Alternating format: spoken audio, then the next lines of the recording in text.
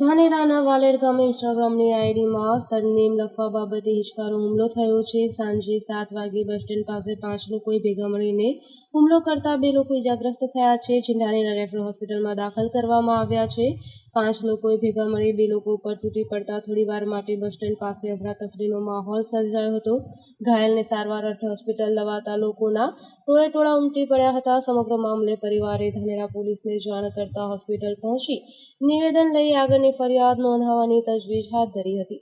વાલેરમાં ભાઈ રાહુલભાઈ, અર્ચનભાઈ ડાભી અને દિનેશભાઈ અમીરભાઈ ડાભી ઉપર હુમલો થયેલ. હુમલો કરવાનું કારણ એક જ કે ભાઈ ઇન્સ્ટાગ્રામ આઈડીમાં નામ રાખેલું મેઘવંશી બાપુ, એના કારણે આ લોકો 2 મહિનાથી ટાર્ગેટ કરતા આજે હુમલો કરેલ અને બહુ માર મારેલ. ભાઈ રાહુલભાઈ તો સિરિયસ હાલતમાં બી છે અને દિનેશભાઈ બી ગંભીર હાલતમાં ધાનેરા સિવિલ હોસ્પિટલમાં આવેલ છે અને અમે પોલીસ મથકે ફરિયાદ પણ આપેલ છે.